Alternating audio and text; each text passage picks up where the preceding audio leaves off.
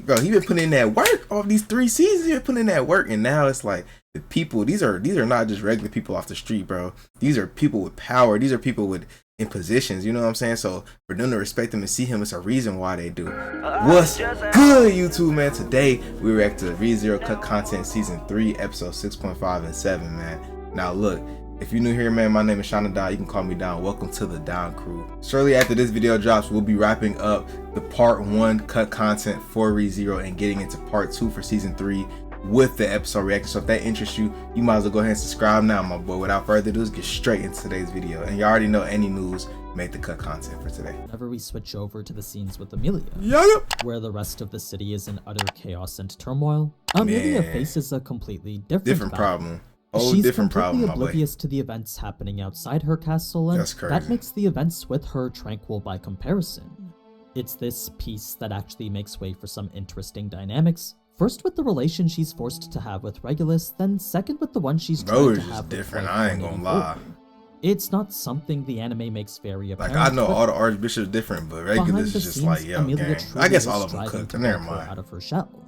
In fact, it's like, by wow, the time bro, we really reached this point at the end of episode 6, there there were several times in which Emilia actually got 184 to slip. This is what I want to focus on for this video because not only do those slips provide valuable insight on Regulus, they also make her relationship with Emilia that much more important. It's one of the more major bits of cut content that I feel needs talking about. 186, he said. But first, I don't know if you guys knew this, but you know what time it is. You already know some of this. Stop it. Met 184. It truly pained her to hear such a beautiful voice spoken without any emotion. Emilia naturally had quite a few questions for her, but of the ones 184 felt the most inclined to answer, it was the confirmation her name was in fact 184. That's crazy, bro. She even went so far as to warn Emilia not to get it wrong because to do so would most certainly garner punishment. Damn. Regulus was apparently very picky when it came to maintaining the numbers. The end Emilia watched from the distance, she could actually see people getting washed away in it.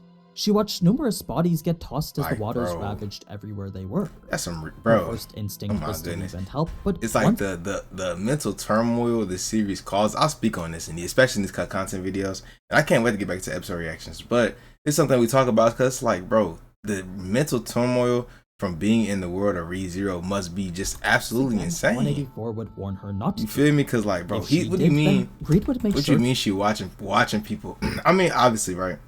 Because she's on top of the thing with that view, but like, that's crazy, bro. Like, imagine just, I mean, and then we know how Emilia is, bro. It's like knowing her nature, and you're watching people just get washed away, bro. Like, you know, how many people really gonna survive, bro? Then he would punish whatever or whoever motivated her to act against his wishes. The scenes that it was a AniNews great risk using, considering like, how, as far as she knew, Regulus could very well be as powerful as Reinhard. Even so, Emilia still wanted to sneak out to help anyway. It was determination that led to quite the interesting conversation with 184.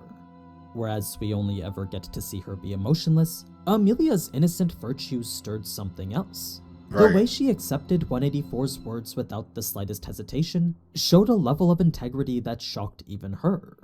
Of course, this could also be shocked at Emilia's naivete, but the fact she simply trusted everything 184 said went to surprise her in a way that visibly changed her expression. She couldn't believe Emilia would just accept the words of someone who was Regulus's wife. Such shock had actually given hope to Emilia, since it made it seem like the two might be able to have a proper conversation.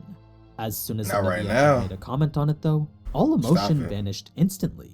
To proceed any further would have undoubtedly resulted in punishment. Yeah, should have got cooked. Emilia was very strange, but despite 184 agreeing it was as well, that's just how Regulus was. According to her, what Regulus liked was his wife's normal face, the exact expression they had when he first deemed them wife-worthy.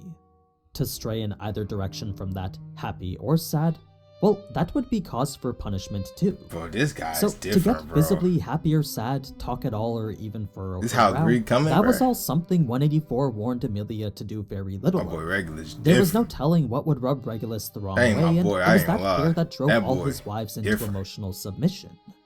Obviously, Emilia wasn't ready to just accept all that, so she immediately went deep into thought trying to figure out how they could perhaps have a regular conversation in secret. Something about that caused 184 to react too, but right before she was about to say something probably important, Capella would interrupt with her additional demand speech.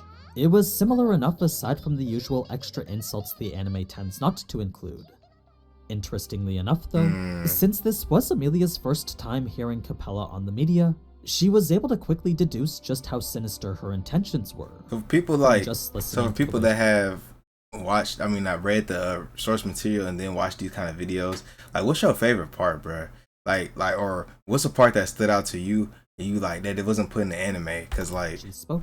She knew her terrifying. I know he probably does a pretty good job of covering everything, but it doesn't have to even be from this season or this episode. Like, what's one of your favorite content things she was listening so far? Herself, but as soon as the broadcast was over, she realized she'd been holding her breath.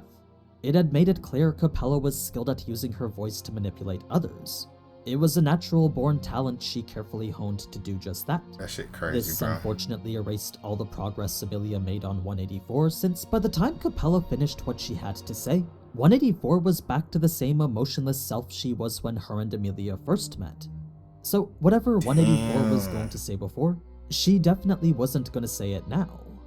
This brings us to the events of episode 6, where it's finally revealed how Emilia got naked. As it turns out, because Regulus wasn't the type of person to touch a woman's skin that way, the person who undressed her was actually 184. He said I probably could have worded that better. Never go so far as to touch one of his wives himself, because to him the only thing he wanted was to assert his ownership. Wow. It's actually the reason why he always asks that same initial question. When the two moved on to their discussion about Subaru next, while Emilia was concerned Subaru would be pushing himself a little too hard, not for a second did she ever think he was dead. Part of this was because he now had Beatrice, but the other part was because he always seemed to find a way out no matter what. Yeah, I'm about to say, because that confidence the faith they got in him is didn't different, mean bro. She wasn't still worried about him. Since part of his troubles were technically her fault too, she did feel bad for putting even more pressure on him. Now, seeing Emilia contemplate Subaru with such warm compassion made 184 leave her with yet another warning. Should she ever mention Subaru in front of Regulus, then he would immediately start to doubt whether what she said about being a virgin was true or not. Emilia still didn't understand what that word meant, but given her ignorance was what made Regulus so happy, it didn't seem like 184 was gonna answer even if she did ask. No. Instead, Emilia knew she would have to look it up herself later. As for her current predicament now, the safest thing to do was just follow whatever 184 told her to do. Figuring out a plan would come later. Fast forward now to Emilia's next scene, and both her and Regulus should have been in their wedding attire. It's a shame we haven't yet seen it in the anime, but the full extent of their makeovers was this. Regulus found wearing his same unadorned getup would be disrespectful to Emilia. If they were going to continue their ideal relationship, then mutual give and take was an absolute must. So what's ideal Such were about the depths of Regulus's generosity. This was him showing his willingness to change himself, all for the sake of his new wife, Emilia. Naturally, all of this sounded more than reasonable, but the way it was spoken was oh so terrifying. Emilia's very soul was cowering deep within her. It was mere moments away from pleading for mercy. When Regulus went to question her serious expression next, the moments Emilia took to pause and think about an answer were moments she was actually spending thinking about how to escape. Running away was certainly an option, but when considering how crazy Regulus was, there was no doubt he'd open his floodgates in retaliation to that. Another option was to fight, but with Emilia's instincts telling her this was impossible, the only other option was to stick around and probe for information. It was the safest and probably most helpful thing that she could do right now. When Regulus went on to reveal his 53 other wives, the reason he gave for being able to love all of them equally was that there was nothing more depraved than a husband who played favorites. He would never stoop so low and dishonor his wives that way, since at all times he would always share the appropriate love in the appropriate way at the appropriate time. Listen to their this was how Regulus perceived his role in this. Now, there wasn't anything different with the way Regulus decided to attack 184, but I had actually noticed this when reviewing the footage. There were a couple frames where 184 seemed happy. Almost like she was at peace with the imminent coming straight towards her. You know what I'm saying? Like, no, I think I actually noticed that when I watched it. I don't know if I did. But like, that is almost salvation for them. You know what I'm saying? Like, and maybe they did show that before the end, but like, that's salvation for them to be dead rather than continue to be his wife.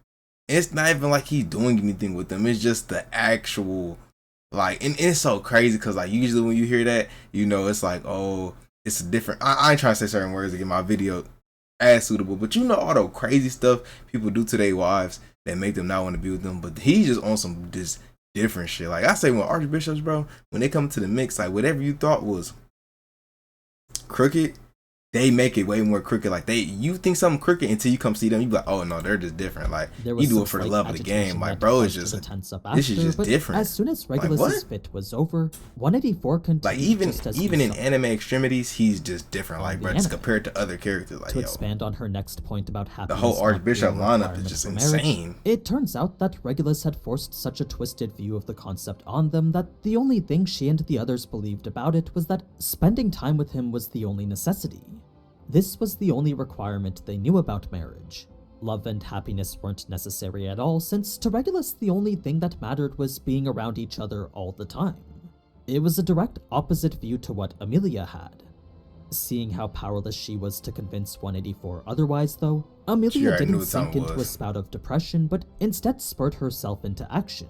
She wouldn't allow herself to abandon 184 or any of the other wives.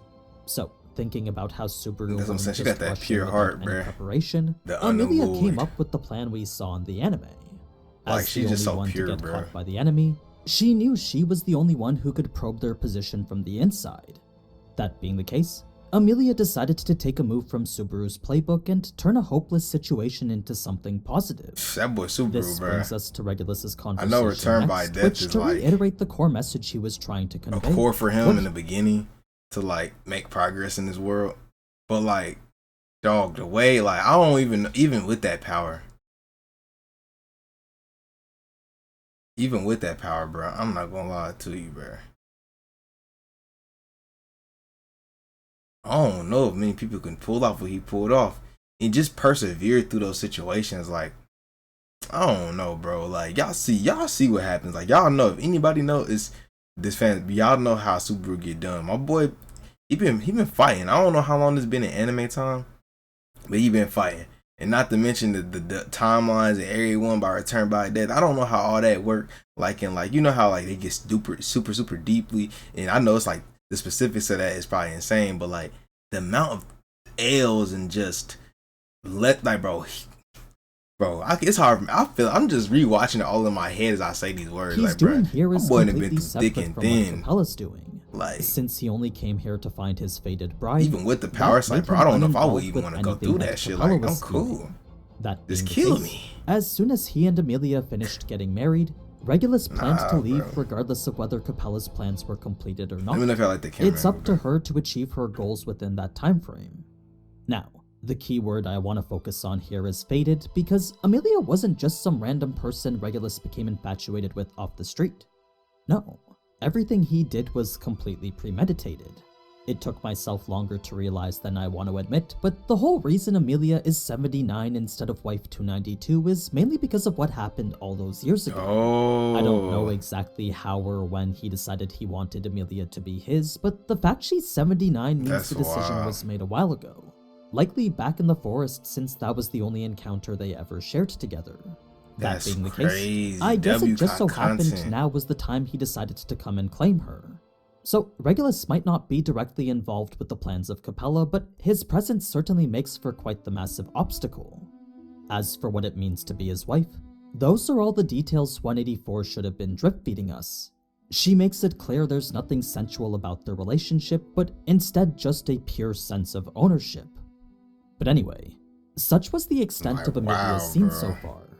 I'm sure we'll learn more as the story continues, but for now I figured the relationship with 184 needed to be.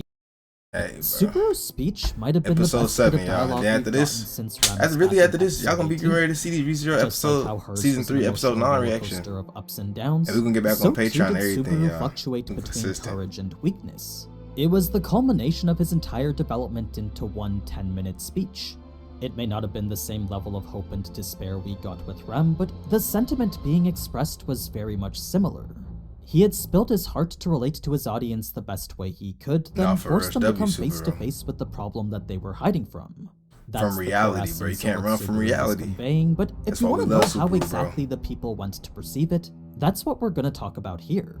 That and the various secrets about Al that were and weren't in the anime. While the anime did give us one massive hint on screen, there were quite a few left behind in the novel. Several telling interactions that reinforce the number one theory I'm sure a lot of us are considering. There was even a bombshell dropped in the Break Time miniseries, which I'll talk about as well. So, if you want to see that for the full effect of Subaru's speech, then stick around since we've got a lot to cover. With that, yeah. I'm just gonna take a quick second to jump over to the oldest hero, covering Chapter 3 from Volume 18 of the light novel. Okay. I'm gonna start with when Subaru first meets with Anastasia because there were quite a few chunks of context missing that explained more of the City Hall situation. More specifically, Lust's victims didn't just magically disappear, and neither did the Black Dragon either. As it turns out, Anastasia had actually been able to gather them all together. For she real? had figured out how to communicate with the dragon carrying Krush, then used said breakthrough to escort Capella's victims to a different I thought the Black Dragon, I thought that was Capella the whole time. The flies still had their consciousness, so that made them willing to follow directions. This, however, brought up a whole separate problem because no one could tell if changing into flies changed their very sense of self too. What I mean is, did Capella's transformation leave them as human on the inside, or did it go so far as to transform their perception of themselves as well? Whatever the answer to that may be, it was at the very least fortunate that the flies wouldn't be able to kill themselves. Since they still didn't know how to use their bodies yet, Anastasia could rest easy knowing she might still be able to save them. I mean, she was after all a firm believer of fighting till the very end. This was a desperate view on life that Subaru fully agreed with too, since to both, so long as life remained, there would always be a chance to fight back. So, all in all, Anastasia had managed to take care of things without anyone getting hurt. It meant there was still hope to continue fighting. Now, Subaru's return gave Anastasia quite a bit of relief because it meant Garfield could finally calm down now. Ever since he saw Subaru fall into the water, he'd been running all over checking shelters and hunting demi-beasts, barely stopping to take any breaks at all. You know what Garfield be on, bro. This was definitely risky considering who was out there, but with Anastasia telling him to come back every hour, she knew Subaru would be able to reconnect with him shortly. It was when Subaru went on to discuss Beatrice next that his statement about not hiding things seemed to trigger something. The way he mentioned how secrets wouldn't help anyone provoked a nervous reaction that made Anastasia seem like she was hiding something. Oh man. Before Subaru could probe her on what that was though, she quickly dismissed whatever it was she was thinking about, then refocused her resolve towards dealing with the archbishops attacking the city. She was filled with rage from the events that transpired just before. I wonder if that got something to do with the witches. The witches remain. She felt responsible for everyone else since she was after all the one that brought everyone to Pristella. That being the case, for her honored guests to get so injured under her invitation, well, that was a humiliation she wasn't willing to take. She was now ready to fight with everything she could get her hands on, only worried about the excuses for losing when she was dead.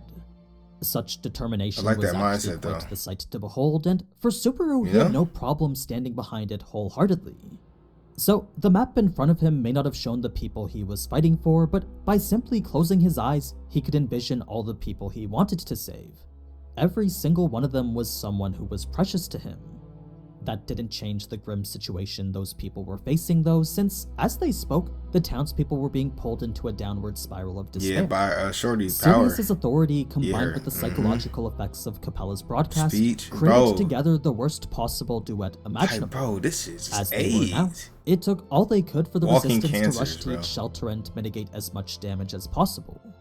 Now, this was where Subaru needed to set the line, since while Anastasia was okay making sacrifices, Subaru made it clear that he wasn't. Anyone who didn't have the resolve to fight on the battlefield the witch cult forced upon them was someone Subaru believed needed to be fought for. If he started accepting innocence as part of the battlefield too, then that would make him no different from the witch cultists who started this. So that was the type of knight Subaru strived to be. He wanted to fight for those who couldn't fight for themselves. This was when Al would make his entrance, not only bringing news of Emilia's message, but also immediately attacking Subaru's heroic delusion. That's right. Even before Subaru had decided to give the speech, Al still believed Subaru's ideals to be nothing more than infectious self-satisfaction. He was talking shit the whole time, bro. Would then come in right behind Al, but not out of pure coincidence like how you may have thought. Before I clarify that though, to give more context on Garfield's despair, He was dealing with the fact everyone he came with was either missing or unconscious. It's the same stress Subaru was dealing with as well, except you gotta remember Garfield was supposed to be their guard. So, as the last one standing when he was supposed to be protecting everyone, well, I'm sure you can imagine just how much guilt he was feeling. Yeah, he young, bro. Him and Al weren't on the greatest terms, so if not for the message Al said he had for Subaru, there was very little chance Garfield would have escorted him back here. As for how the two came across each other in the first place, well, that gets into all of Al's secrets that I want to talk about. So, to start with the peculiar circumstance which brought these two together, it all comes down to scent. After the flood had washed everything away, Garfield had started using his nose to track any scent he found to be similar to Subaru's. It was when he picked one up that seemed just like him that the person it would lead him to was Al. This obviously could just be a coincidence, but if we go back to when Al and Emilia were talking in the mirror too, something about the fact it was Al made her feel weirdly confident. There was this strange certainty that came with knowing Al was the one delivering her message. Almost like she knew he would be able to get it done for sure. Emilia wasn't sure why she felt so confident in his abilities, but after a little more thought, she realized something about him reminded her a whole lot about Subaru. That was where those unexpected feelings of trust came from. With two people close to Subaru finding such peculiar connections, you'd think there was an interesting relationship between Subaru and Al then. Well, what pretty much solidifies it is the reveal Al gave during his short in the extra break time episodes. This was actually cut content from season 1, but since his character is finally coming to the forefront, it was revealed Al is from Japan too. He had been isekai'd here over 19 years ago. He never did figure out how it happened, but it's not like he was trying to figure it out either. He was more so just surviving any way he could. So, Al being from Japan could be the reason why he shares a similar scent, or it could be something a little more complicated. I personally don't know myself, but I have seen a number of theories pertaining to Al's real identity. It's something we can only base off these clues and this one image. 19 years ago? Switching back to Emilia's message, despite Al's reason for obtaining it being flaky at best, it was clear Al wasn't going to reveal any more than that. So, as much as Subaru wanted to know more, he knew he was just gonna have to leave it. This brings us now to the plan to use the media, and as much as it pained Anastasia to admit it, her choice to not do the speech was because she knew she wasn't good enough. She'd thought about it from every angle, and from that she was able to conclude she wasn't capable of bringing the hope Subaru wanted to bring. It was a decision that definitely didn't come easy. Pain indicated by her clenched fists and trembling body. When all those hopes proceeded to fall on Subaru, the only thing he felt was that this was a gross overestimation of his abilities.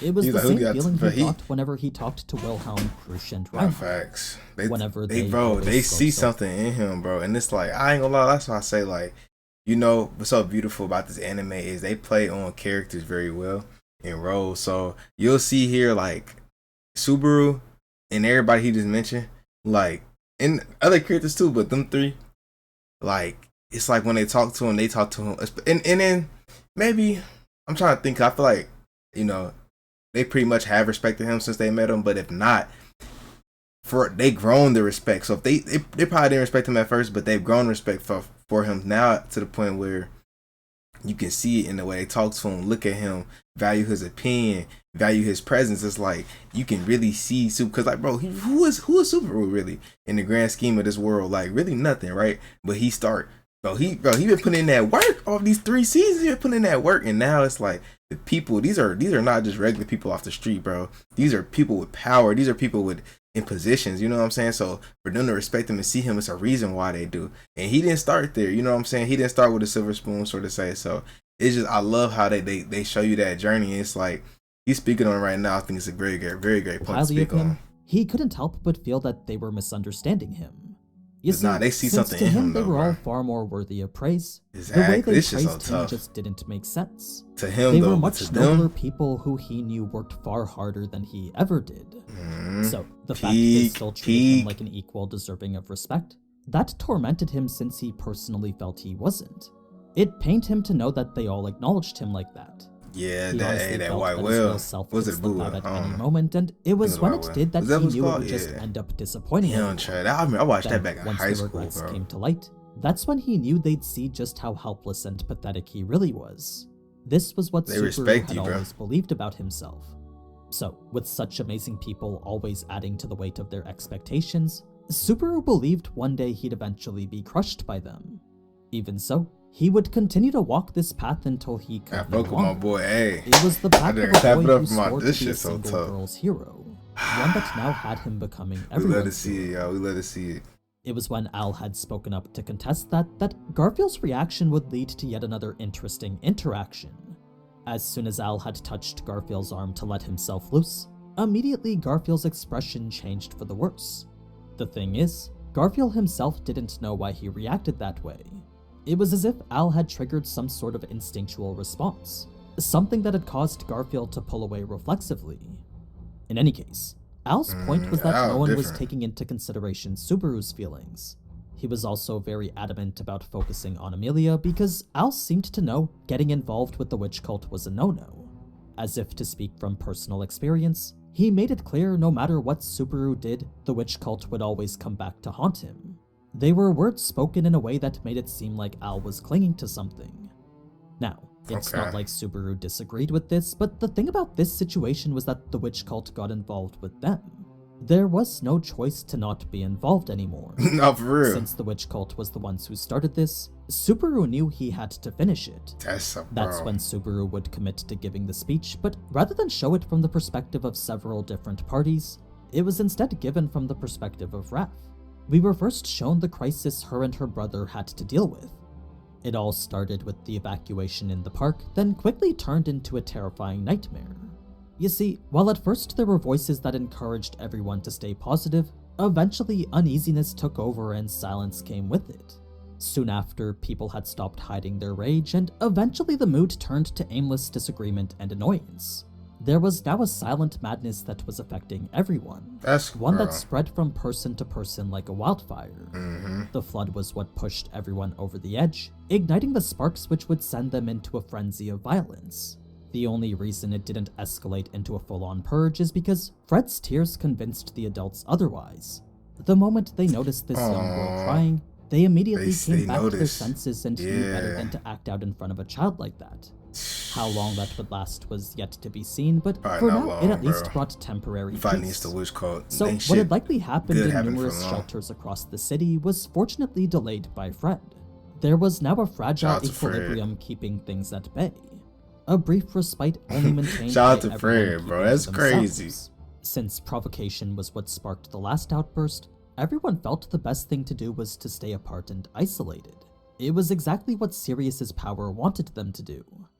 Now, as soon as the people heard the media what everyone thought would result in the tipping point from no return, instead turned out to be a voice unfamiliar to them. They weren't met by the same sinister voice they were expecting.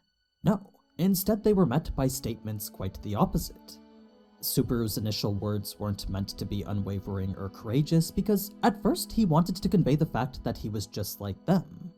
That being the case, in order to show he really did understand what everyone was feeling right now, Subaru was open and honest. He shared his insecurities and poured his heart out to them. Come on, bro. This led everyone I'm gonna start clapping again, y'all. I'm telling you, bro. He be getting me lit, bro. And instead led them straight into confusion. They were unsure as to why such an apprehensive that boy Subaru, he just different, bro. I love this shit. Reason being that even if it was fake, what they knew they needed right now was hope. Exactly. That being the case, they couldn't help but wonder why such a seemingly hopeless person was talking to them.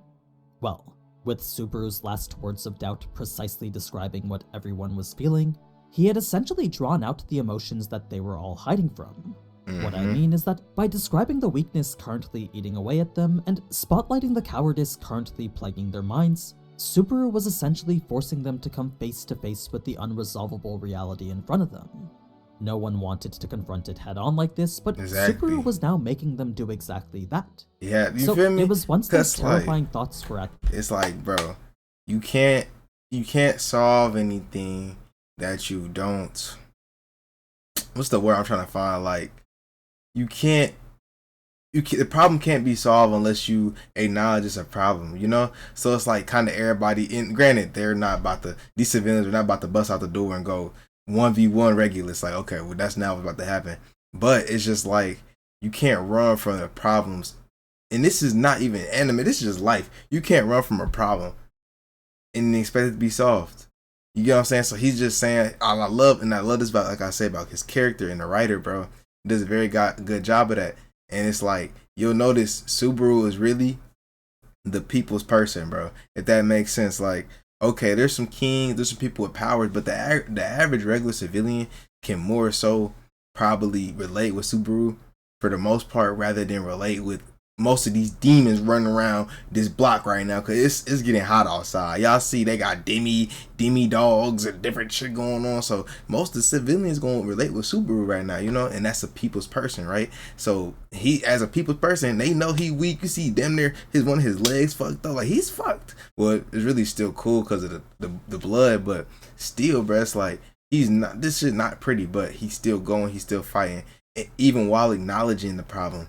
So while acknowledging the problem, still being able to have hope and still be able to fight, and that he can relate that feeling to them instead of just the pure fear and terror that comes from being in the situation that they're in. The forefront, I really like that, bro. That's W writing right there. Things around. He would have the people look at the expressions of those closest to them, then have them compare such expressions to the ones they remembered. If for any reason they found such expressions to be unbearable, then that's what Subaru wanted everyone to rally behind. He wanted them to feel it wasn't acceptable to have such important people carry such pained feelings with them. And if the people they were looking at were hiding behind a smile, then it wasn't acceptable to have such feelings forced upon them either. No. To Subaru, the one most precious to him had a real smile far more beautiful than any forced one. So, with that being what Subaru was fighting for, he figured it was a good common ground that everyone else could get behind. All the while, not once did his heart change from the weak, frail thing it was in the beginning. It's just now he was embracing such weakness and refusing to give up despite it. And that's strength, This was the core message Subaru was begging everyone to embrace as well. He wanted them to not give up because even though they were weak and even though they were forced against a threat far more powerful than them, there was still something out there worth fighting for. So, as Subaru asked them if he was the only one, their cries supporting him fought against the fear nestled deep within them. They felt they couldn't let the boy spilling his heart out stand alone. With his trembling voice, his meager encouragement, and his desperate plea, all of it resonated with their own shortcomings. It had made it so by standing up for him, they were also standing up for themselves too.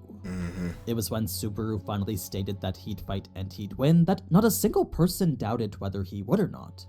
With the way that he had spoken to them, they absolutely trusted in his ability to make that statement. Hey, this is just as how he trusted that they wouldn't give in to despair. Such a good job, everyone else bro. believed he bring could out these character traits. That's just how certain Subaru sounded here. So, when all was said and done, this is the character I fell in love with, bro, watching this series, I'm not gonna lie. He had willingly hoisted everyone's hopes upon his shoulders, then swore to carry them to the end he knew they all wanted. No one knew what this boy even looked like, but at the very least they could pray for his fortune. If he was going to be the hero they all imagined him to be, then it was the least they could do for someone who was just like them. An average person struggling against the impossible for someone he deemed precious. But yeah, that was Subaru's speech and Al's secrets.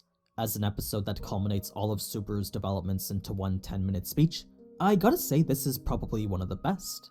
It's right up there with Rem's speech from episode 18. I'm curious to know what you guys thought about it too, so let me know down in the comments. Hey, man. Now, before I go, don't forget to check out the Star... Great video as always, man. Shout out to AniNews for another banger. I'm not gonna lie, bro. I just love really just being able to appreciate people's art. That's kind of how I look at anime. Like, it's people, especially the good ones, bro, with good stories, good characters, good development. Like, you know, you could tell when somebody really put that pen on that paper, bro. If you know what I mean. If you know, you know. It's like, and when I just see it, I just be so appreciative of it. And I try to, and I'm learning, like, bro, it's a lot. Like, it's so beautiful because you could break it down and see and take real life lessons from a lot of the stuff that's going on in these series, bro. And ReZero is definitely one of those, and Subaru is definitely one of those characters, because I know, like, a lot of people, like I said, bro, like, most people gonna feel weak, gonna feel broken down, gonna feel sad, gonna feel tired.